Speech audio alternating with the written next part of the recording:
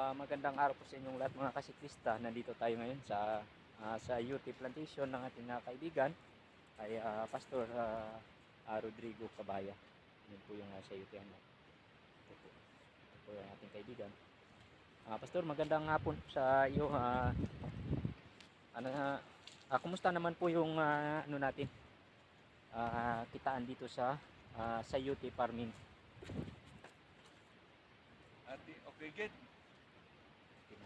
Ah, Okay, good. Okay, good. mga ilang ano na po ito, Pastor? Mga ilang buwan na? Ilang taon? 2 taon yun. 2 taon pa lang. Mga magkano po yung kapital nung nag-ano po kayo start? 35,000. 35,000. Bali nabawi na po. Okay. Tagal na. Kaya tama mga kaibigan na ito po yung mga ano niya sa YouTube. Ba talaga pag may tanim mo, tingnan po ninyo. Yan Pastor po di tanim no? Okay din. Nalaglag. Hindi, pwede ito mga dala tarik gamay lang pang tanong mo. Sample natin ito sa kumabuhi mo. Oo. Kaya mo bro? Kaya mo? Kaya. Actually guys, Daw ubahon gid ang sapatos nga na eh. bago ko lang dito na experience. Hindi lang.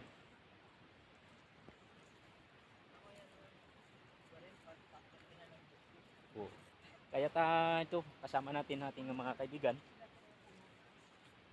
Mga sa estimate mo, Pastor, mga ilang puno po itong sa UT mo? Sa ano lang, estimation. Mga ilang hektarya po?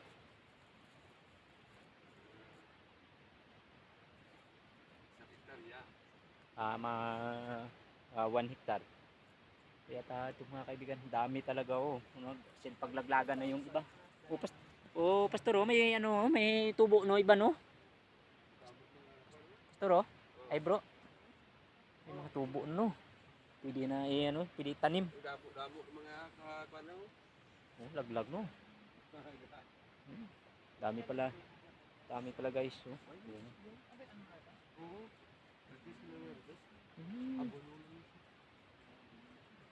Anong ginagamit mong abono, Pastor?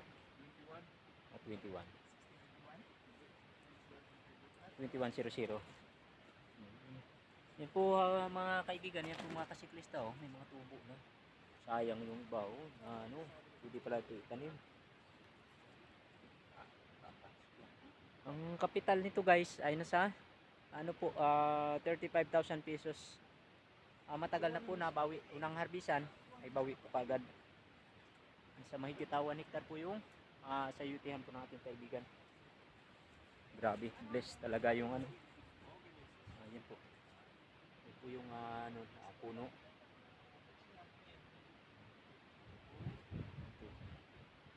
Ito, maraming salamat po sa inyong lahat at dami pala bro, daming bunga pala may mga tubo no, pwede tanim no.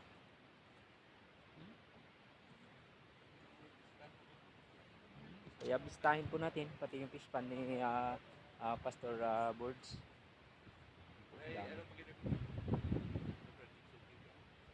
Doon sa sa baba.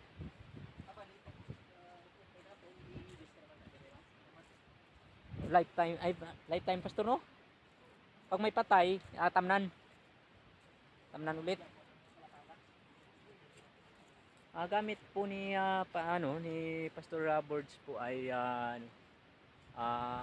yung mamahalin na alambre, tie wire at saka po ng yung pang niya, yung pinaka main niya sa gilid ay barbed wire.